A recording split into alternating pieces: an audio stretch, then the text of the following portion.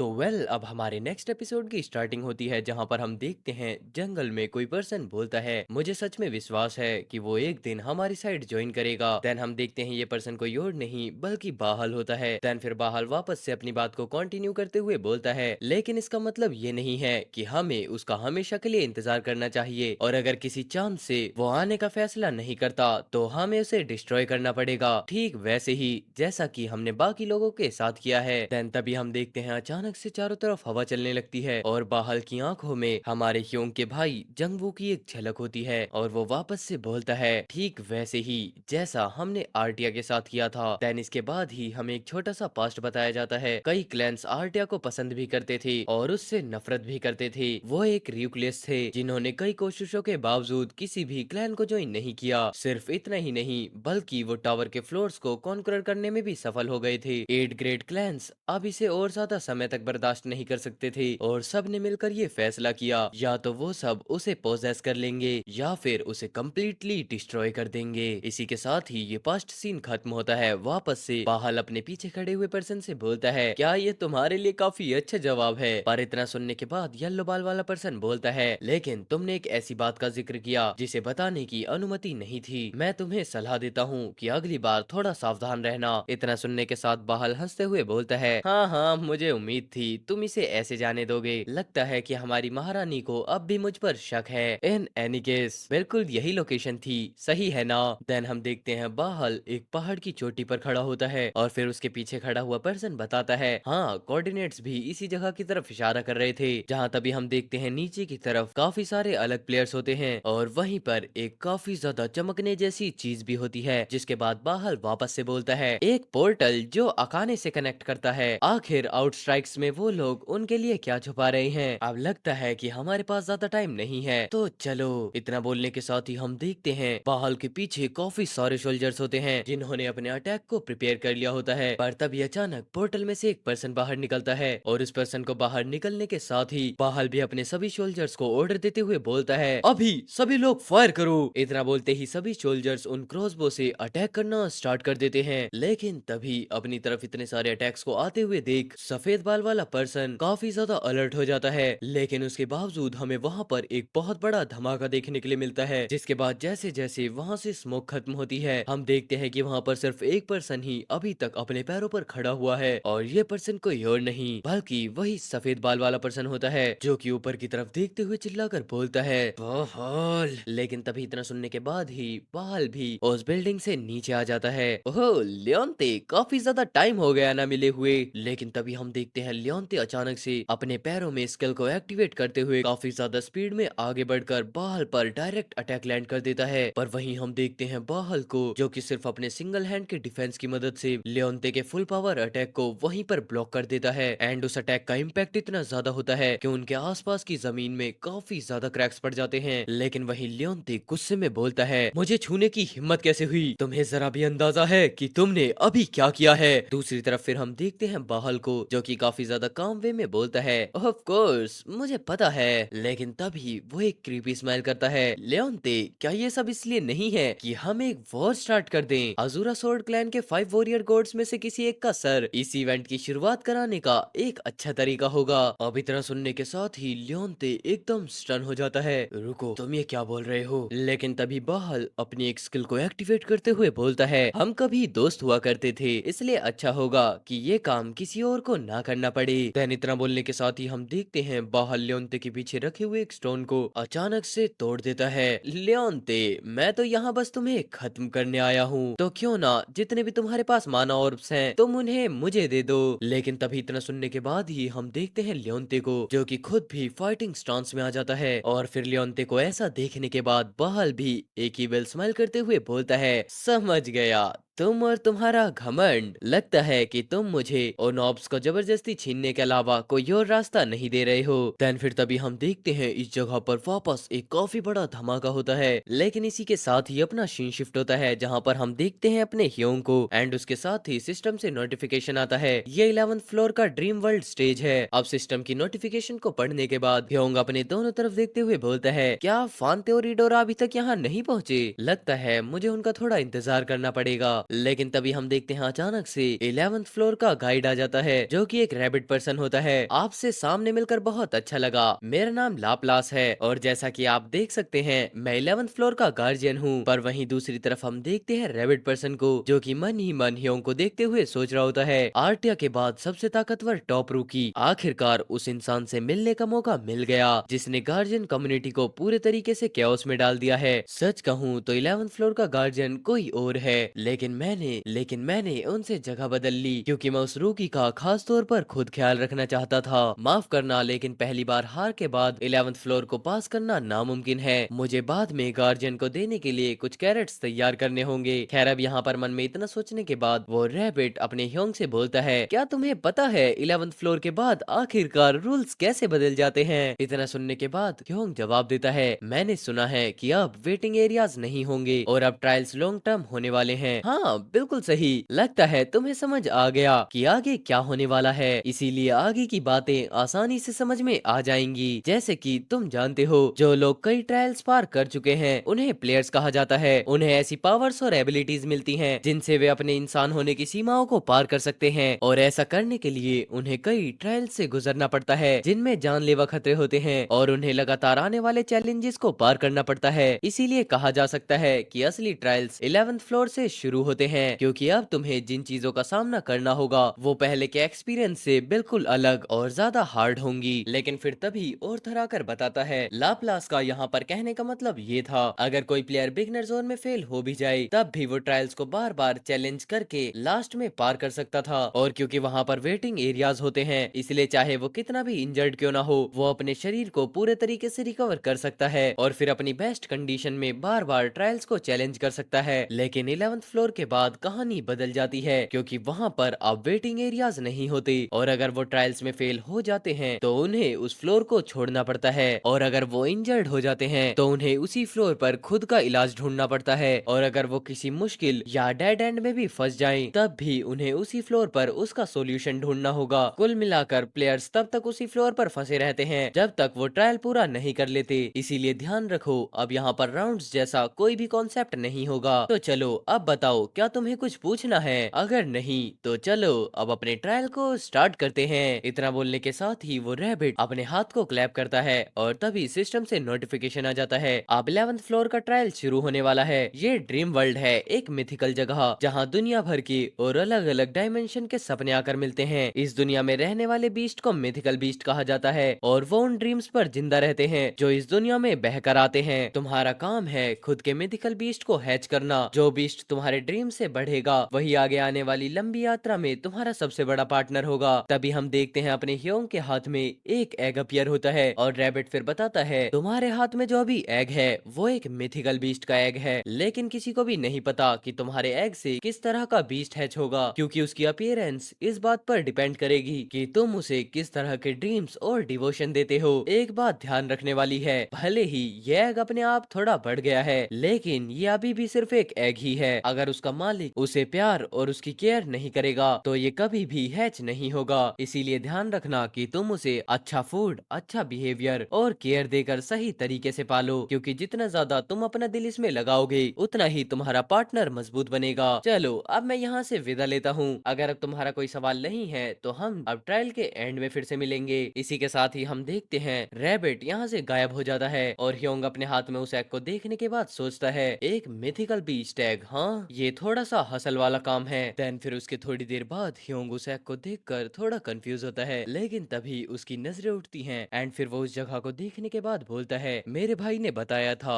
कि 11th floor का trial काफी मजेदार था क्योंकि ये पहला ट्रायल था इसीलिए पिछले अबाउट ट्रायल्स की तुलना में इसे थोड़ा ज्यादा एंजॉय किया जा सकता था और इसके अलावा जंगबू का ट्रेड साइकोमेट्री था जिस वजह से वो हर दिन अपने एग की देखभाल करता और उससे बात करता था और तो और वो उसे बहुत सारा लव एंड केयर देकर बहुत अच्छे से पाल रहा था। उन सबसे बेहतरीन स्पीसीज में से एक को हैच किया जो कि इन एग से निकल सकती थी, मिथिकल ड्रैगन, और उसकी मदद से वो एंशियंट ड्रैगन कैलेस्थियस से भी मिल पाया जिसके बाद उन्होंने एक कॉन्ट्रैक्ट बनाया और उसकी वजह से ही वो ड्रैगन आइज जैसी स्किल इस्तेमाल कर सका। एक तरह से देखा जाए तो 11th फ्लोर जंगवू के लिए एक बहुत बड़ा टर्निंग पॉइंट था। पर फिर उसके बाद ह्योंग अपने एग को देखते हुए बोलता है, लेकिन मैं ऐसी चीजों में ज्यादा अच्छा नहीं हूँ, अपने केयर करने वाले भाई के उल्टा मैं चीजों को पालने पालने पोसने में बिल्कुल अच्छा नहीं हूँ। एग को हैच करना खुद में कोई समस्या नहीं है, क्योंकि जर्नल में कई तरीके बताए गए हैं जिनसे प्लेयर इसे कर सकता है। असली प्रॉब्लम तो ये है कि इससे कौन सा बीस्ट हैच होगा। फ्लेम इन्फ्यूजन स्किल कई तरीकों से काफी अच्छी है, इसलिए इसकी प्रोफिशिएंसी बढ़ाना कम्प्लीटली अच्छा होगा। अगर ऐसा है तो मेरे लिए सबसे आइडियल बीस्ट जो हो सकता है वो है फोनिक्स, क्योंकि उसकी एफिएंटी फायर और विंड एलिमेंट से होती है, जिस वजह से मुझे फ्लेम ऑफ लाइफ को हासिल करना होगा। लेकिन फिर तभी थोड़ी देर बाद हम देखते हैं ये सब कुछ सोचने के बाद अपना ह्योंग एक पत्थर पर बैठ जाता है। लगता है फांते और इडोरा को आने में थोड़ा टाइम लग रहा है। खैर अब इसमें कुछ किया भी नहीं जा सकता। इतना बोलते हुए ह्योंग खड़ा होता है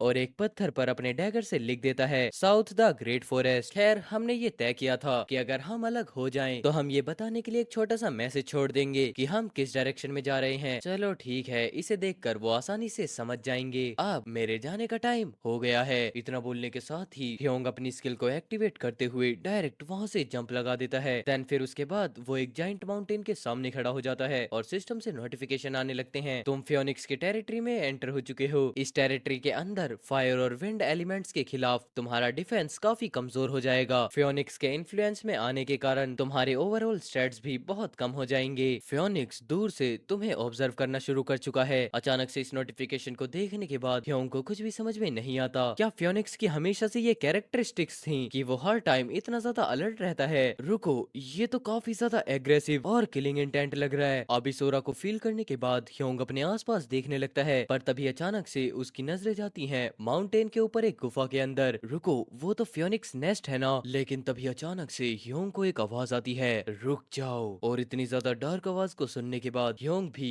एकदम से स्टन हो जाता है। रुको, क्या ये फोनिक्स है? जिसके बाद हम देखते हैं फोनिक्स बोलती है, इंसान अगर तुम आगे बढ़े तो तुम अपनी मौत को दावत दोगे। लेकिन इतना सुनने के बाद ह्योंग भी फोनिक्स से बात करते हुए बोलता है, मैं बस यहाँ पर तुम्हारी फ्लेम ऑफ लाइफ लेने आया हूँ, प्लीज तुम मुझे वो दे दो, ये मेरे क्वेस्ट का पार्ट है। लेकिन तभी सामने से फोनिक्स बोलता है, यहाँ पर ऐसा कुछ भी नहीं है जो कि मैं तुम जैसे इंसानों के साथ शेयर करूँ। सुनो, अभी के अभी चले जाओ। लेकिन अब यहाँ पर इन सभी बातों को सुनने पर ह्योंग को काफी ज्यादा कंफ्यूजन होने लगती है। रुको, कुछ तो गड़बड़ है, पता नहीं क्यों, लेकिन वो मुझे डरे हुए हेड गियोह की याद दिलाता है, कहीं ऐसा तो नहीं। अब इतना सोचने के साथ ही अचानक से ह्योंग अपनी स्किल को एक्टिवेट करते हुए फोनिक्स के नेस्ट के पास पहुंच जाता है। इस तरह की दखल के लिए मुझे माफ करना। लेकिन तभी हम देखते हैं सामने से फोनिक्स बोलती है, तुम्हारी हिम्मत कैसे हुई यहाँ पर आने की? लेकिन फिर तभी अपना ह्योंग यहाँ पर ड्रैगन स्किल को एक्टिवेट करता है, जैसा कि मैंने सोचा था। इतना सोचने के साथ ही ह्योंग फोनिक्स से बोलता है, मैं देख सकता हूँ कि तुम अपने अंडों के ऊपर बैठी हुई हो। लेकिन इतना सुनने के बाद फोनिक्स काफी ज्यादा गुस्से में आ जाती है, हाँ तो बताओ इसमें प्रॉब्लम क्या है? यहाँ से चले जाओ, मेरे पास तुम्हारे साथ मजाक करने का बिल्कुल भी टाइम नहीं है। लेकिन तभी अचानक से ह्योंग बोलता है, क्या तुमने इनमें से एक को खो दिया है? इतना सुनते ही अचानक से फोनिक्स रुक जाता है। देन फिर ह्योंग आगे कंटिन्यू करता है, मैंने बिल्कुल करेक्ट गैस किया है, क्यों है ना? पर उसके बाद फिर फोनिक्स बोलता है, तो क्या हुआ, तुम्हें उससे क्या मतलब? अब जब तुम्हें पता चल गया है तो मुझे शांति से रहने दो। लेकिन फिर उसके बाद ह्योंग वापस से बोलता है, अगर किसी तरह मैं तुम्हारे एग वापस ले आऊं तो क्या तुम मुझे एक क्वेस्ट दोगे? लेकिन अब इस बात को सुनने पर अचानक से फोनिक्स भी थोड़ा शॉक होता है, रुको, क्या? जैसी तुम्हारी इच्छा वैसा करो। इसी के साथ हम देखते हैं अपने ह्योंग के पास एक क्वेस्ट आ जाता है। ये एक सडन क्वेस्ट है, फोनिक्स के एग को बचाना। साउथर्न फॉरेस्ट की रूलर फोनिक्स का एक एग चोरी हो गया जब वो अपने हैच होने वाले चिक्स के लिए बाहर खाना ढूंढने गई हुई थी। खोए हुए एग को ढूंढकर फोनिक्स को वापस दे दो। ऐसा करने पर फोनिक्स रिवॉर्ड के तौर पर वो तुम्हारी काइंडनेस को कभी भी नहीं भूलेगी। खैर इस चीज की टाइम लिमिट है, जब तक कि तुम्हारा अंडा हैज नहीं हो जाता। इसके रिवॉर्ड के तौर पर तुम्हें एक फोनिक्स फेवर भी मिलेगा और तो और फ्लेम ऑफ लाइफ का क्वेस्ट भी। अब इन सभी चीजों को देखने के बाद ह्योंग पीछे पलटकर वहां से जाने लगता है, जहां पर वो नोटिस करता है फोनिक्स अभी भी उसे देख रही है। लेकिन फिर उसके बाद अपना सीन शिफ्ट होता है, जहां पर हम देखते हैं जंगल के अंदर अभी भी ह्योंग उस एग को ढूंढने में लगा होता है। निशान यहीं आकर खत्म हो जाते हैं, ये आखिरकार गया कहाँ होगा? लेकिन फिर अचानक से ही अपनी ह्योंग को कुछ सेंस होता है, जहां पर उसे हंसने की आवाजें आती हैं।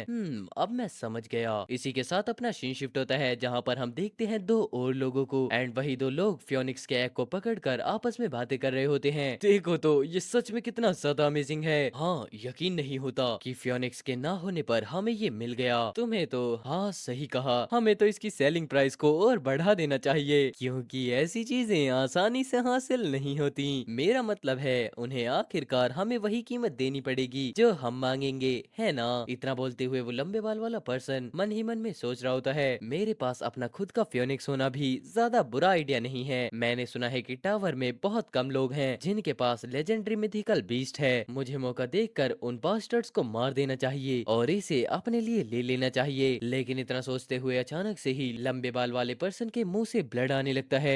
रुको, ये क्या, ये कब हुआ? जिसके बाद हम देखते हैं पीछे से गंजा पर्सन बोलता है, जो पानी मैंने तुम्हें थोड़ी देर पहले दिया था वो भी शायद आसानी से पच गया होगा और तुम्हें ये भी पता नहीं चला होगा कि मैंने उसमें काफी ज्यादा मैंड्रागोरा सैप को मिला दिया था। खैर, हम जैसे लोगों के बीच ये कोई नई बात नहीं है ना? मुझसे नफरत मत करो, अगर इस जगह पर तुम नहीं होते तो शायद मैं होता, है ना? जिसके बाद हम देखते हैं वो लंबे बाल वाला पर्सन तो थोड़ी देर में नीचे गिर जाता है एंड फिर गंजा फियोनिक्स एग को पकड़कर खुश होते हुए बोलता है, फियोनिक्स एग, मैंने हमेशा इसका सपना देखा था लेकिन कभी नहीं सोचा था कि ऐसा दिन सच में आएगा। अब मैं एक रैंकरर बनूंगा जिसके पास एक लेजेंडरी मिथिकल बीस्ट होगा। इतना बोलते हुए गंजा काफी ज्यादा खुश होता है, पर दूसरे ही पल उसकी नजरें जाती हैं अपनी चेस्ट पर जहां पर वो देखता है एक सोर्ड उसको आर पार कर चुकी है। रुको, व्हाट द हेल? एंड हम देखते हैं एक और पर्सन ने इस गंजे को भी खत्म कर दिया होता है। तुम कितने इडियट हो?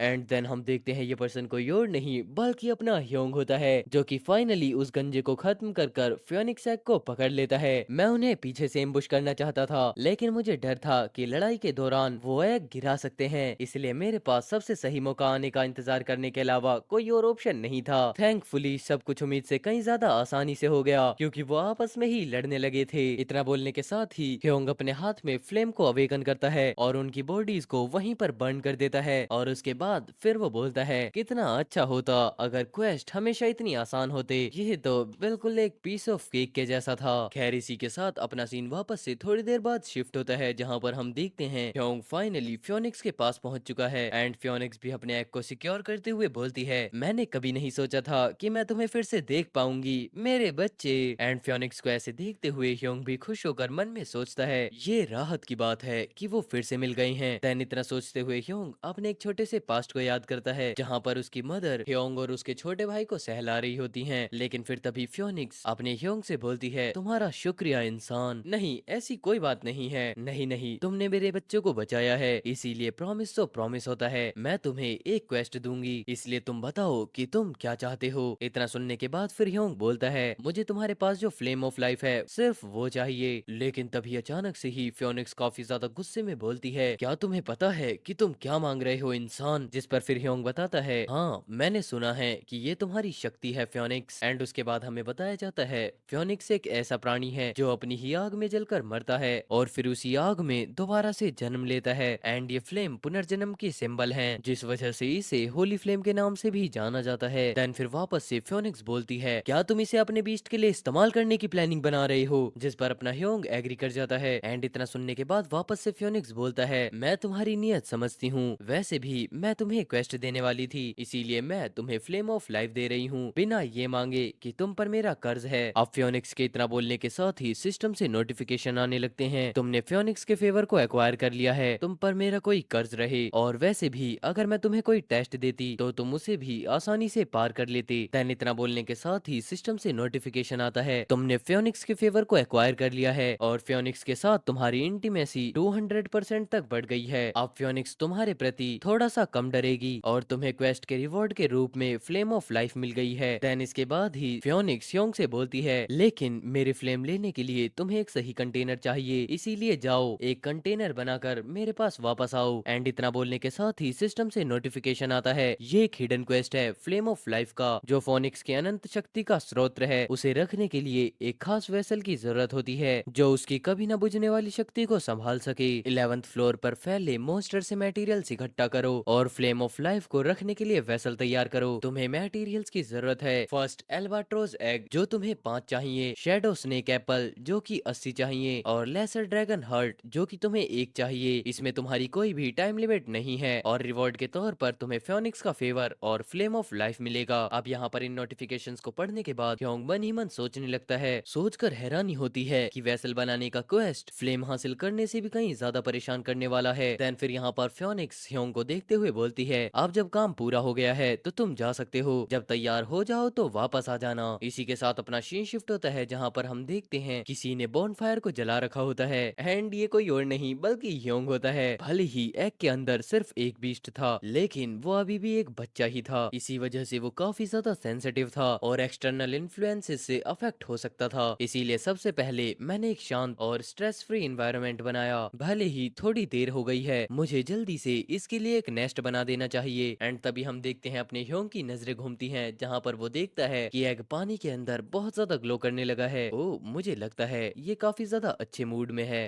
शायद इसे ऐसे ही बनाया जाता होगा, मुझे तो पता भी नहीं है। खैर, नेस्ट को कंप्लीट करने के बाद ह्योंग एक राहत भरी सांस छोड़ता है एंड फिर वो एग को पानी में से बाहर निकालते हुए बोलता है, मुझे विश्वास नहीं होता मैं ये सब कर रहा हूँ। एंड इतना बोलने के बाद ह्योंग उस एग को एक सफेद कपड़े से साफ करने लगता है। चलो बढ़िया, अब ये बहुत अच्छा लग रहा है। मेरे ख्याल से एग को इतना पैट करना काफी रहेगा, या फिर थोड़ा सा और। एंड इतना बोलने के साथ ही रात हो जाती है एंड सीन शिफ्ट होता है सीधा अगले दिन, जहाँ पर हम देखते हैं फाइनली अपने ह्योंग ने उस एग के लिए नेस्ट बना दिया होता है, और तो और उस नेस्ट को एक ऊंचे से पेड़ के ऊपर भी रख दिया होता है। चलो फिलहाल इतना ही ठीक है। चलो ठीक है, अब मुझे जो भी रिवॉर्ड्स मिले हैं उन्हें थोड़ा डिटेल में देख लिया जाए। क्या मेरे पास टोटल 8 आइटम्स हैं? एंड इतना बोलने के साथ ही ह्योंग सिस्टम में एक्सेप्ट करता है और उसी के साथ ह्योंग के जितने भी रिवॉर्ड्स होते हैं वो उसके सामने अपीयर हो जाते हैं। देन फिर वो एक छोटे से स्कल को उठाते हुए बोलता है, मेरे ख्याल से यही सबसे ज्यादा यूजफुल चीज है। एंड फिर सिस्टम बताता है ये एक स्कल क्रेस्ट है। ये ईयर रिंग एक ऐसे प्लेयर की खोपड़ी से बनाई गई है जो अपने जीवन में विच डॉक्टर था। जब ये पहली बार बनाई गई थी तब ये एक शानदार आर्टिफैक्ट थी, लेकिन समय के साथ इसकी शक्तियां कम हो गई और अब ये सिर्फ एक सपोर्ट आइटम के रूप में इस्तेमाल किया जाता है। विच डॉक्टर की आत्मा इस खोपड़ी से बंधी हुई है और वो लगातार दर्द में चीखती रहती है। अब ये सब कुछ नोटिफिकेशन पढ़ने के बाद ह्योंग मन ही मन सोचने लगता है, अगर कोई सिर्फ इस आइटम का ऑप्शन देखे तो ये कोई खास या पावरफुल आइटम नहीं लगेगा, लेकिन सच ये है कि इसके अंदर एक विच डॉक्टर की सोल सील्ड है। जिसके बाद हम देखते हैं कि अपना ह्योंग उस विच डॉक्टर की सोल को देख पाता है। ये एक अच्छा मौका होगा इस ब्लैक हार्ट के साथ उसे यूज करके ट्राई करने का। एंड देन हम देखते हैं यहाँ पर एक काफी ज्यादा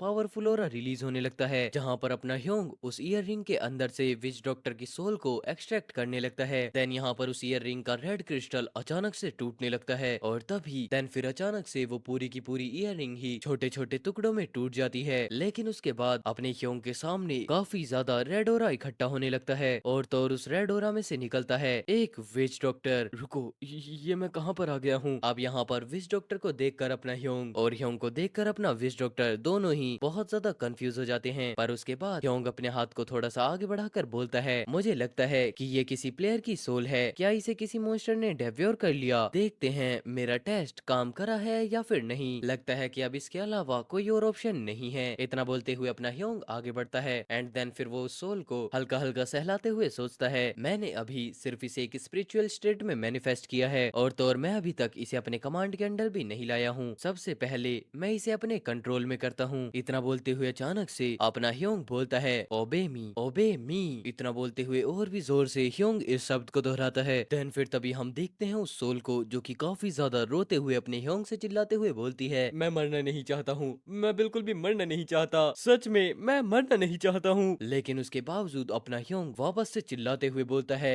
ओबे मी। एंड इतना बोलने के साथ ही इस बार काफी ज्यादा ओरा अचानक से रिलीज होता है, जिसके बाद चारों तरफ बहुत ज्यादा मिस्ट फैल जाती है। लेकिन इस बार कुछ चेंज होता है जिसे देखने पर ह्योंग भी थोड़ा सरप्राइज होता है। एंड देन हम देखते हैं अब वो सोल एक थोड़ी बहुत ट्रांसपेरेंट बॉडी में कन्वर्ट हो चुकी है। देन फिर उसके बाद ह्योंग भी उस ब्लू ओरा को अपने हार्ट के पास लाते हुए बोलता है, लग रहा है जैसे मेरा उसके साथ कनेक्शन बन रहा है। ओह, तो ये फीलिंग होती है। अब यहाँ पर इतना सोचने के साथ ह्योंग सामने वाले उस सोल से बोलता है, बैठ जाओ, खड़े हो जाओ, भागो, घूमो, वहाँ उस पेड़ तक जाओ और फिर वापस आ जाओ। क्या तुम्हें वहाँ पर वो फ्रूट दिख रहे हैं? क्या तुम मेरे लिए उन्हें पिक कर सकते हो? अब यहाँ पर इन सभी कमांड्स को देने के बाद अपना ह्योंग बताता है, विज डॉक्टर का स्पिरिट मेरे हर एक कमांड को फॉलो कर रहा था, चाहे वो सिंपल हो या फिर थोड़ा सा कॉम्प्लेक्स ऑर्डर। जब मैंने इसे फ्रूट पिक करने का कमांड दिया तो इसने टास्क कंप्लीट करने के लिए एक माइनर स्पेल यूज किया। हालांकि अब ये हायर टाइम मैजिक यूज नहीं कर सकता था, लेकिन लग रहा था कि ये लो टायर मैजिक बिना किसी प्रॉब्लम के यूज कर सकता है। और सबसे ज्यादा इंटरेस्टिंग बात ये थी कि स्पिरिट ने ना तो कोई डिफियांस दिखाया और ना ही अपनी तरफ से कोई ओपिनियन एक्सप्रेस की। ये सच में मेरा लॉयल सर्वेंट बन चुका था। खैर, इसके बाद मैंने इसके साथ कुछ और टेस्ट भी किए। सबसे पहले टेस्ट था स्पीड का। ये मेरे शोनों से थोड़ा सा स्लो था, लेकिन इतना भी नहीं कि कोई बड़ी प्रॉब्लम हो। जहाँ पर हम देखते हैं अपना ह्योंग इस स्पिरिट को अपने पीछे भगा रहा होता है।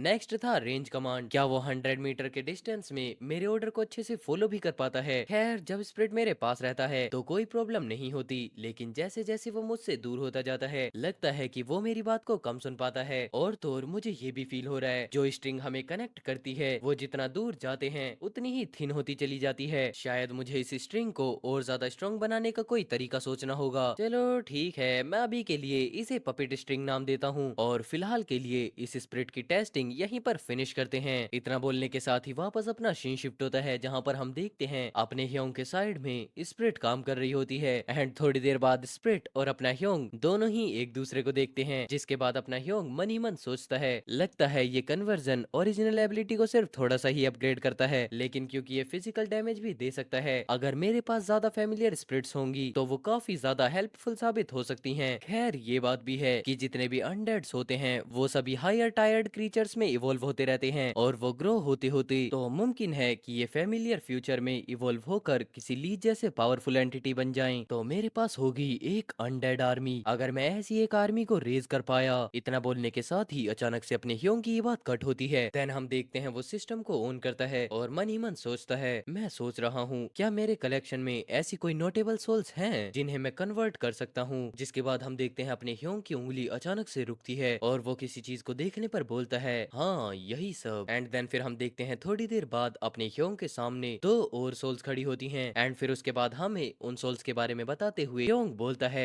जाइंट ग्रोन वो क्रीचर था जो लोरल लीव्स की गार्डिंग कर रहा था और उन लीव्स का यूज फिफ्थ फ्लोर पर आर्टेमिस क्रोन बनाने के लिए किया जाता था। अब बात आती है व्योल्का की। ये नाइन्थ फ्लोर का एक पावरफुल बॉस था जिसे फांते और इडोरा की हेल्प से डिफीट किया गया था। ये बिगिनर जोन के सबसे पावरफुल क्रीचर्स की सोल्स हैं। मैं इनकी सोल्स इसीलिए कलेक्ट कर रहा था ताकि फ्यूचर में कभी इनका कोई यूज मिल सके, लेकिन किसने सोचा था कि मैं इन्हें इस तरीके से यूज करूंगा। मुझे अब लगता है कि मुझे अब इन्हें नाम देने चाहिए जिस वजह से मेरे लिए इन्हें अलग अलग इंडिविजुअल कमांड देना आसान हो जाएगा। चलो अब तुम्हारा नाम होगा का और तुम्हारा नाम होगा ग्नोल। हाँ तुम्हारा नाम होगा बू। अब जैसे ही अपना ह्योंग स्प्रिट्स को नाम देता है सिस्टम से नोटिफिकेशन आ जाता है तुमने अपनी फेमिलियर स्प्रिट्स को नाम दिया है और इसी वजह से अब तुम्हारी फेमिलियर स्प्रिट्स की एक आइडेंटिटी है जो कि अब तुम्हारे फेमिलियर स्प्रिट्स की मोरल को बूस्ट करेगा। साथ ही तुम्हारी एफिनिटी भी उनके साथ बढ़ गई है और जितनी ज्यादा ये एफिनिटी बढ़ेगी उतना ही ज्यादा तुम्हारा बॉन्ड स्ट्रॉन्ग होगा, जिस वजह से वो तुम्हारे कमांड्स को और भी ज्यादा फेथफुली फॉलो करेंगे। जिसके बाद हम देखते हैं यहाँ पर एक सिस्टम अपीयर होता है एंड उसके अंदर स्प्रिट्स की पावर को मेंशन किया होता है। रुको, क्या ये सिर्फ नाम मिलने से ही इतना ज्यादा खुश हो गए हैं? जिसके बाद हम देखते हैं यहाँ पर अपना ह्योंग बताता है जो स्प्रिट्स कलेक्ट किए गए थे उनकी कोई आइडेंटिटी नहीं थी क्योंकि कैप्चर होते ही उन्होंने अपना ईगो खो दिया था। हाँ ये स्प्रिट्स फेमिलियर नॉर्मल स्प्रिट से ज्यादा पावरफुल थे, लेकिन फिर भी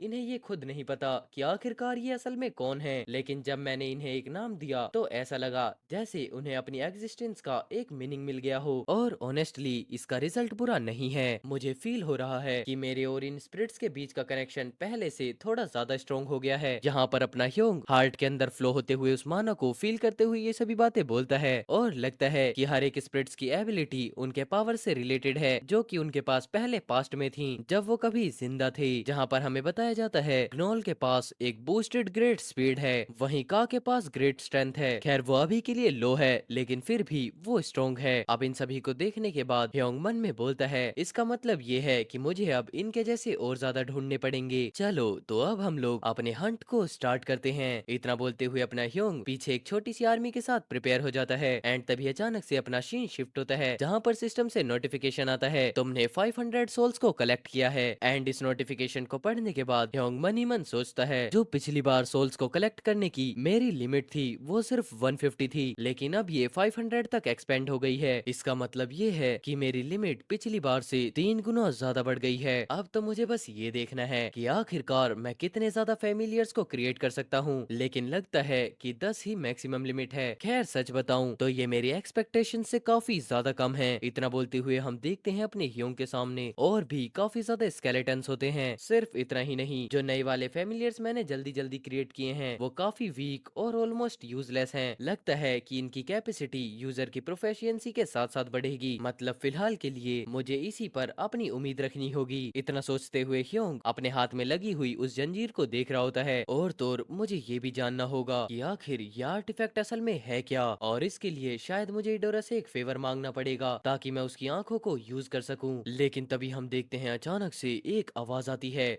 तुम्हारे पास जो आइटम है वो काफी इंटरेस्टिंग लग रहा है। एंड इस आवाज को सुनने पर अपना ह्यूंग अचानक से बहुत ज्यादा कंफ्यूज हो जाता है। मुझे तो लगा था तुम रेस्ट कर रही होगी, जिस पर सामने से रिप्लाई आता है, मेरे बेचैन स्पिरिट्स अभी के लिए शांत हो गई हैं और जो आर्टिफैक्ट तुम्हारे पास है उसने मेरी क्यूरियोसिटी बढ़ा दी है। तुम्हारे बाजू पर जो ब्रेसलेट लिपटा हुआ है उसने मेरा ध्यान खींच लिया है। आखिरकार तुम कौन हो? लेकिन फिर तभी हम देखते हैं अचानक से एक पर्सन को जो कि पूरा खून में लथपथ होता है। मैं किसी तरह अपने सारे आइटम्स और स्किल्स को यूज करके बच निकला, लेकिन अब मेरे पास कुछ भी नहीं बचा। अगर मेरे पास वो स्टोन होता तो शायद ये सब कभी नहीं होता। देन हम देखते हैं ये पर्सन कोई और नहीं बल्कि लियोनते होता है। तुम सबको अब इस चीज के लिए पे करना होगा, चाहे अब मुझे इसके लिए कुछ भी करना पड़े। लेकिन फिर तभी अपना सीन शिफ्ट होता है और ऑथर बताता है रेड ड्रैगन और अजूरा सोर्ड क्लैन के बीच उस क्लैश की खबर ने पूरे के पूरे टावर को ही हिला दिया। हर जगह बस इसी बात की चर्चा थी कि बाल और फ्लेम बीस्ट ने इडोरा पर एम्बुश किया था और उनके बीच से सिर्फ नोव लोनते ही सक्सेसफुली बचकर निकल पाया। सिर्फ नोव लोनते ही सक्सेसफुली बचकर वहां से निकल पाया। रेड ड्रैगन ने ऑफिशियली डिक्लेरेशन ऑफ वॉर कर दिया और टावर के हर फ्लोर की सिटीज में बिलबोर्ड पर उसकी नोटिस भी लगा दी गई। रेड ड्रैगन और अजूरा सोर्ड क्लैन टावर के दो सबसे बड़े क्लैंस थे, इसीलिए ये वॉर एक बहुत बड़ा अपियावाल लाने वाली थी। इस आने वाली वॉर को देखते हुए काउंटलेस क्लैंस और प्लेयर्स भी अपनी तैयारियों में लग गए। खैर तभी हम देखते हैं अचानक से एक बिलबोर्ड को कोई फाड़ देता है एंड ये कोई और नहीं बल्कि फांते होता है। एंड फिर फांते उस नोटिस को पढ़ने के बाद बोलता है अब तुम जहाँ भी जाओ हर जगह बस इसी बात की चर्चाएं सुनने को मिल रही हैं। लेकिन तभी इतना बोलने के साथ ही फांते काफी ज्यादा गुस्से में आ जाता है। मैंने तो सोचा था कि रेजिडेंसी फिनिश करने के बाद 11th फ्लोर से आगे के ट्रायल्स हम आराम से कंप्लीट करेंगे, लेकिन इतना सोचने के बाद ही अचानक से फांते की नजरें घूमती हैं जहां पर वो देखता है आसमान में उड़ते हुए एक पक्षी को।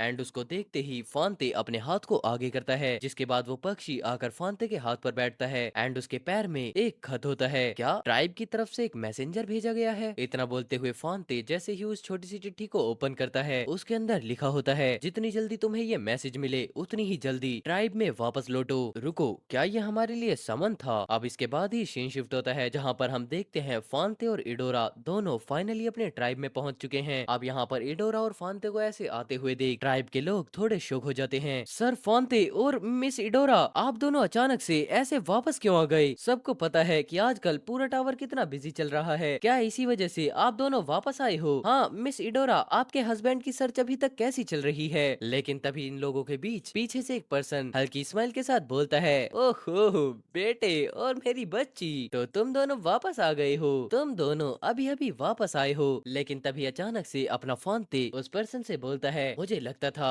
कि ये कोई अर्जेंट मैटर है, लेकिन अब देखकर लग रहा है कि ऐसा कुछ भी नहीं है क्योंकि किसी के पास अभी भी टाइम वेस्ट करने का वक्त है। लेकिन तभी वो पर्सन बोलता है अरे भाई, एक आदमी को खाना भी तो खाना होता है, चाहे हम कितना भी बिजी क्यों ना हो, कभी कभी ब्रेक लेना ही जरूरी होता है ना? खैर वैसे मेरी डॉटर वो आज इतनी शांत क्यों लग रही है? जितना सुनने के बाद फांते एक अजीब सी ही स्माइल के साथ बोलता है क्या तुम जानना चाहते हो ऐसा क्यों है? ये अपने डैड हबी के साथ एक एक्साइटिंग एडवेंचर पर जाने का वेट कर रही थी, लेकिन फादर के समनर की वजह से अब इससे पहले कि फांते कुछ बोल पाता हम देखते हैं कि इडोरा काफी ज्यादा गुस्से में फांते को किक मार देती है। अब चुप भी हो जाओ। पर अब ये बातें सुनने के बाद सभी लोग बोलने लगते हैं हमारी मिस को आखिरकार एक हस्बैंड कैंडिडेट मिल ही गया, क्या इसका मतलब है कि अब हम जल्दी ही नूडल्स खाएंगे? काफी टाइम हो गया किसी सेलिब्रेशन या पार्टी के बिना, है ना? लेकिन तभी इडोरा के फादर उसके कंधे पर हाथ रखते हुए बोलते हैं मुझे अभी भी काफी क्यूरियोसिटी हो रही है कि आखिर कौन सा आदमी मेरे प्राउड डॉटर के दिल को जीत गया। लेकिन वहीं शांत खड़ी हुई इडोरा गुस्से में अपने फादर से बोलती है अपने हाथ को हटा लो। इतना सुनते ही उसके फादर आगे बढ़कर बोलते हैं ठीक है, सच में मुझे समझ नहीं आता ये इतना ज्यादा कोल्ड एटीट्यूड आखिरकार ये किस पर गई है? मैं तो एक छोटा सा जोक भी नहीं कर सकता। खैर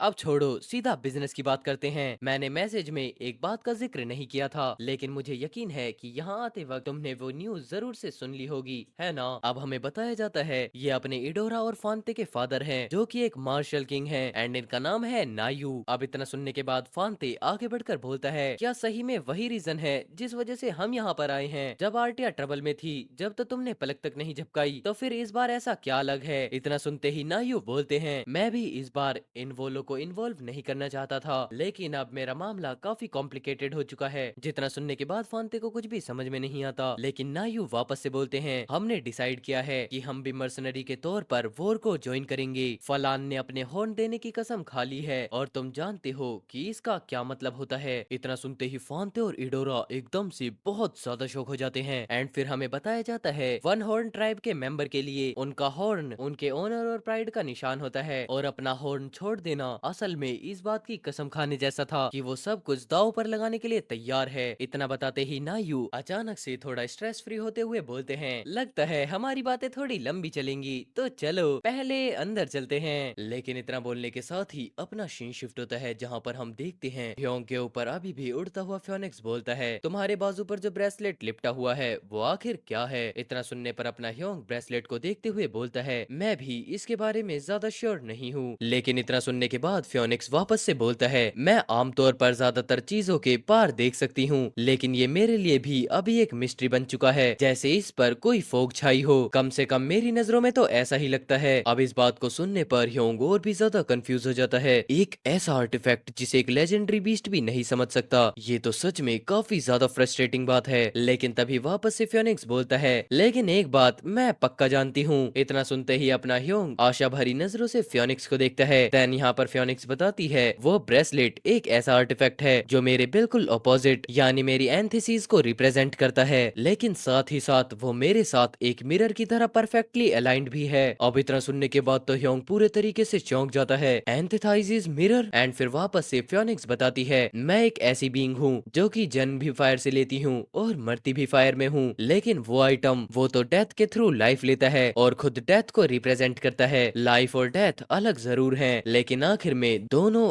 एक हैं। इतना सोचते ही अपना ह्योंग भी बोलता है, ओह लाइफ एंड डेथ ये दोनों एक ही हैं। फियोनिक्स एक लिविंग क्रीचर जरूर है, लेकिन वो सिर्फ डेथ के थ्रू ही दोबारा रिबॉर्न हो सकता है। वहीं दूसरी तरफ ब्लैक ब्रेसलेट डेथ को कंट्रोल करता है, जो कि सोल्स को कलेक्ट करता है और उन्हें डार्क एनर्जी में कन्वर्ट कर देता है, जिसके बाद वो स्पिरिट फैमिलियर्स बनते हैं, जिस वजह से ये भी टाइप ऑफ रिजरेक्शन है। पर तभी अचानक से वापस फियोनिक्स बताती है, और वो शील्ड मैं उसमें क्लियरली डिवाइन पावर फील कर सकती हूँ। क्या उसे गॉडेस ऑफ वॉर की ब्लेसिंग मिली है। इतना सुनते ही अपना ह्योंग उस शील्ड को हाथ में पकड़ता है और तभी सिस्टम से नोटिफिकेशन पॉप अप होता है। ये है एथेनाज एजिस, जो कि एक 9 लेयर्ड शील्ड है और तो इसे एथेना की ब्लेसिंग मिली हुई है, जो कि गॉडेस ऑफ वॉर है, और इसी वजह से ये मोस्ट ऑफ द अटैक्स को ब्लॉक कर सकती है। एंड फिर तभी वापस से और भी ज्यादा नोटिफिकेशंस पॉप अप होती हैं। गॉर्गॉन्स कर्स, ये स्किल हर तरह की विकेटनेस को एकदम से रिपल करती है और जो भी उसकी आंखों से टकराता है उस पर पावरफुल परफेक्शन कर्स लगा जाती है। देन उसके बाद आता है गॉडेस वेपन। ये वियरर को एक स्ट्रॉन्ग ब्लेसिंग देती है जो ओनर को लॉन्ग डिस्टेंस रेंज के अटैक से प्रोटेक्ट करती है और साथ ही एक ओवरवेलमिंग ऑरा छोड़ती है जो कि ओपोनेंट की स्पिरिट तक को तोड़ सकती है। लेकिन आइटम अभी तक आइडेंटिफाई नहीं हुआ है, जिस वजह से ये सील्ड है। अब इन नोटिफिकेशंस को पढ़ने के साथ ही ह्योंग अचानक से स्माइल करता है। ऐसा इस वजह से है क्योंकि ये आर्टिफैक्ट गोल्डी है। क्या ये बढ़िया है? ये तो लगभग एक चीट जैसा है। ए जिसके पास डिफेंस और ऑफेंस दोनों तरीके की प्रॉपर्टीज हैं। ये डार्क स्पेल्स पर एक्सीलेंट प्रोटेक्शन सर्व करता है और साथ ही एक वाइड रेंज में एनिमीज पर परफेक्शन कर्स भी लगा देता है, लेकिन ये इसका मोस्ट इंपोर्टेंट फीचर नहीं है। देन इतना बोलने के साथ ही ह्योंग बताता है, क्राउड कंट्रोल स्किल, ये एलाइज पर बफ लगा सकता है और एनिमीज को डीबफ कर सकता है। नॉर्मली इस तरीके की स्किल्स लॉर्ड क्लासेस के एक्सक्लूसिव के पास होती हैं, बट यूजुअली लॉर्ड्स के पास भी इसकी कुछ लिमिटेशंस होती हैं। लेकिन दूसरी तरफ एजिस उन सबको बफ दे सकती है जिन्हें यूजर अपना एली मानता है। इसका मतलब ये है कि यिनवू के सारे स्पिरिट्स, फैमिलियर्स या फिर जो भी उसके कमांड फॉलो करते हैं उन सबको बफ मिल सकता है। अब यहाँ पर ये सभी कुछ सोचते और सुनते ही ह्योंग दूसरी तरफ पलटकर बोलता है, ये जंगवू ने जो बताया था उससे भी कहीं ज्यादा बेटर निकला और अब मुझे दूर से फेंके गए कैनविस की भी टेंशन लेने की जरूरत नहीं है, लेकिन लगता है इसकी एक डाउन साइड भी है। इतना बोलते ही अपना ह्योंग पीछे खड़े हुए स्केलेटन्स को देखने लगता है जो कि बहुत ज्यादा कांप रहे होते हैं। तुम्हारे स्पिरिट्स फैमिलियर्स तुम्हारी एक ब्लॉगिंग को डरते हुए देख रहे हैं, जिस वजह से तुम्हारी स्पिरिट फैमिलियर्स की फैमिलियर एफिनिटी कम हो गई है। अब इस चीज को पढ़ने के बाद ही ह्योंग और ज्यादा कंफ्यूज हो जाता है। रुको, कहीं ऐसा तो नहीं? अपने ह्योंग के हाथ में रखी हुई एक चीज पूरे तरीके से टूट जाती है। ये क्या हुआ? एंड फिर वो नोटिस करता है उसके जंजीर वाला आर्टिफैक्ट और दूसरी तरफ शील्ड दोनों ही एक्टिवेट हो चुकी हैं। लगता है एजिस और ब्लैक ब्रेसलेट आपस में कॉम्पिटेबल नहीं है। ब्लैक ब्रेसलेट का बेस कर्स और डार्क माना पर है, जबकि एजिस के अंदर एक होली ट्रेट मौजूद है। तो फिर ये बात समझ आती है कि दोनों एक दूसरे के साथ अच्छे से मैच नहीं करती। अगर ऐसा है तो फिर किसी ऐसी चीज का क्या होगा जो कभी डिवाइन हुआ हुआ करती थी। इतना बोलते हुए अपना ह्योंग खुद की सोर्ड को बाहर निकाल लेता है एंड वो अचानक से उसे हवा में स्विंग करते हुए सोचता है फिर ये इस ब्लड सॉक डिमोनिक सोर्ड पर कैसा रिएक्ट करेगा। देन तभी हम देखते हैं सोर्ड के एक तरफ शील्ड की पावर आ जाती है और दूसरी तरफ ब्लैक ब्रेसलेट का कर्स एंड उसके बाद ही सिस्टम से नोटिफिकेशन भी आता है विग्रेट को करप्ट करने वाला डिमोनिक कर्स अब एजिस के थ्रू डिसाइपल हो रहा है। एंड अब इन नोटिफिकेशंस को देखने के बाद ह्योंग बहुत ज्यादा खुश हो जाता है। अच्छा तो ये ऐसे होगा। देन तभी फ्योनिक्स वापस से उड़ते हुए बोलता है यानी ये डेथ के ब्रेसलेट को रिजेक्ट करता है लेकिन कर्स सोर्ड को एक्सेप्ट कर लेता है। कितनी इंटरेस्टिंग बात है, सच में काफी इंटरेस्टिंग है। ये एक ओमनियस आइटम है और एक होली आइटम। ऐसा बहुत कम होता है कि टावर एक ही इंसान को एक साथ इतने अलग अलग नेचर के आर्टिफैक्ट दे। शायद तुम्हें ये जरूर जानना चाहिए कि आखिर टावर ने तुम्हें ये दोनों चीजें एक साथ क्यों रिवॉर्ड की हैं। अब यहाँ पर फ्योनिक्स की सभी बातों को सुनने पर ह्योंग बोलता है तुम्हारा बहुत शुक्रिया। लेकिन तभी फ्योनिक्स वापस बोलता है एक फेवर है जो मैं तुमसे मांगना चाहती हूँ। एंड एक फेवर के बारे में सुनने पर ह्योंग थोड़ा सरप्राइज होता है। क्या एक फेवर? हाँ, अभी अभी तीनों चिल्ड्रन सेफली हैच हो चुके हैं जिनमें वो सबसे छोटे वाला भी शामिल है जिसे कि तुमने बचाया था। अब इस बात को सुनने पर ह्योंग काफी ज्यादा खुश हो जाता है। फ्योनिक्स तुम्हें कॉन्ग्रेचुलेशंस। लेकिन तभी फ्योनिक्स बोलती है मैं तुम्हारी शुक्रगुजार हूँ। तो उस फेवर के बारे में मैं चाहती थी कि तुम सबसे छोटे वाले को अपने पसंद का एक नाम दो। इतना बोलने के साथ ही अपना सीन शिफ्ट होता है वापस फ्योनिक्स के नेस्ट पर जहाँ पर हम देखते हैं ह्योंग के हाथ में वो सबसे छोटे वाला फ्योनिक्स होता है। अब इस चीज को देखने पर फ्योनिक्स अपने ह्योंग से बोलती है लगता है कि तुम जैसे इंसान भी कभी कभी मुश्किल में पड़कर फ्रस्ट्रेट हो सकते हैं। लेकिन वहीं दूसरी तरफ हम देखते हैं ह्योंग को जो कि छोटे फ्योनिक्स को सहलाते हुए बोल रहा होता है ये कितना ज्यादा वार्म है। पर तभी अचानक से फ्योनिक्स ऑर्डर देती है अभी के अभी इसे एक नाम से प्रेजेंट करो। एंड इतना बोलने के साथ ही सिस्टम से नोटिफिकेशन भी आ जाता है फ्योनिक्स अपने थर्ड चाइल्ड का तुमसे नाम रखवाना चाहती है, क्या तुम इस रिक्वेस्ट को एक्सेप्ट करना चाहते हो। इस नोटिफिकेशन के साथ ही अपना ह्योंग छोटे फ्योनिक्स को देखता है और फिर बोलता है ये है किर्पी। और अब इस नाम को सुनने पर फ्योनिक्स वो पूरे तरीके से स्टन हो जाता है और तो और उसकी जिंदगी के रंग उड़ जाते हैं। लेकिन वही फ्योनिक्स को ऐसा देखते हुए ह्योंग पूछता है क्या इसमें कुछ प्रॉब्लम है। लेकिन तभी फ्योनिक्स अपने ऊपर के मन से बोल देती है नहीं ये ठीक है, क्या तुम श्योर हो कि ये नाम ठीक है। देन हम देखते हैं ह्योंग को जो कि इस रिक्वेस्ट को एक्सेप्ट कर लेता है। तुमने फ्योनिक्स के थर्ड चाइल्ड को किर्पी नाम दे दिया है। अब तुम्हारा किर्पी के साथ एक बॉन्ड स्टैब्लिश हो गया है जिस वजह से किर्पी अब तुमसे काफी ज्यादा इन्फ्लुएंस होगा जिस वजह से तुम्हारे प्रति उसकी एफिएनटी भी बहुत ज्यादा बढ़ गई है। और तो और साथ ही तुमने एक लेजेंडरी बीस्ट के साथ कॉन्ट्रैक्ट भी फॉर्म कर दिया है। इस वजह से डिमोनिक बीस्ट को छोड़कर बाकी के सारे मिथिकल बीस्ट तुम्हारे प्रति पहले से ही बहुत कम एग्रेसिव रहेंगे। लेकिन तभी हम देखते हैं अपने ह्योंग को जो कि चिरपी को हाथ में पकड़ते हुए फील कर रहा होता है और साथ ही साथ बोलता है युनवो को महसूस हुआ कि उसकी बॉडी के अंदर से कुछ उभर रहा है जैसे कि कोई नई पावर जाग रही हो। देन हम देखते हैं सिस्टम नोटिफाई करता है तुम्हारी स्पिरिचुअल ग्रोथ कंफर्म हो चुकी है और तुम्हारी बॉडी अवेकनिंग प्रोसेस अब वापस रिज्यूम हो गई है। देन हम देखते हैं वो 99.1% से बढ़कर 99.5% हो जाती है और उसको देखने पर ह्योंग भी मन में सोचता है लगता है बेबी फ्योनिक्स के साथ बॉन्ड बनाने का असर मेरी ग्रोथ पर पड़ता है। अब सिर्फ 0.5% ही बाकी है, लगता है मैं बहुत जल्द ही फुल अवेकन होने वाला हूँ। लेकिन तब तक के लिए इतना बोलने के साथ अपना सीन शिफ्ट होता है जहाँ पर हम देखते हैं ह्योंग के पैर के नीचे वही शील्ड पड़ी होती है। आखिर मैं इसका कैसे यूज करूँ, क्या मैं इसे अपने माना की मदद से इन्फ्यूज करूँ। इतना बोलते ही ह्योंग उस शील्ड को हवा में उड़ाता है और मन ही मन सोचने लगता है क्या ये किसी तरह की कोई साइकोनिसिस हो सकती है। ये तो मेरी एक्सपेक्टेशन से काफी ज्यादा आसान निकला, चलो अब इसे अलग अलग कर देते हैं। इतना बोलते ही अपना ह्योंग उन शील्ड्स को 3 पार्ट्स में डिवाइड कर देता है पर अचानक से वहाँ पर एक ब्लास्ट होता है जिसके बाद हम देखते हैं वो शील्ड और भी ज्यादा पार्ट्स में डिवाइड हो जाती है। अगर मुझे इन्हें मल्टीप्लाई करना है तो क्या इसका मतलब ये है कि मुझे एक साथ ही इन सभी 9 पीसेस पर फोकस करना होगा। एक पीस को मैनिपुलेट करना तो मुश्किल नहीं लग रहा, आखिरकार 2 के बारे में क्या ख्याल है। इतना बोलते ही ह्योंग एक और हाथ से एक और शील्ड को हवा में उठा लेता है। देन अब हम देखते हैं अपने ह्योंग को इन्हें अलग करने में काफी ज्यादा प्रॉब्लम होने लगती है। ये तो उससे भी ज्यादा हार्ड है जितना कि मैंने एक्सपेक्ट किया था। ये बिल्कुल ऐसा है जैसे कि अपने राइट हैंड से सर्कल बनाना और फिर लेफ्ट हैंड से स्क्वायर बनाना कोई बड़ी बात नहीं है, लेकिन अगर दोनों को एक ही वक्त पर बनाने की कोशिश करो तो ना ही तो सर्कल ठीक से बनेगा और ना ही स्क्वायर। इसीलिए ये समझ आता है कि एक साथ सारे 9 पीसेस को हैंडल करना ऑलमोस्ट इम्पॉसिबल होगा। अगर मुझे सारे 9 पीसेस को अलग करना है तो मुझे अपने कॉन्शियसनेस को भी अलग अलग डिवाइड करना होगा। इतना बोलते ही अपना ह्योंग पीछे की तरफ देखता है और बोलता है बू ग्नोल का अब हम लोग थोड़ी ट्रेनिंग करने वाले हैं। एंड इतना सुनने के बाद हम देखते हैं तीनों की तीनों दोनों स्पिरिट्स की ही हालत एकदम से खराब हो जाती है। एंड इसी के साथ अपने एपिसोड्स खत्म होते हैं। आप मिलते हैं नेक्स्ट वीडियो में थोड़े और एपिसोड्स के साथ। तब तक के लिए take care, goodbye and जय श्री राम सभी भाइयों को।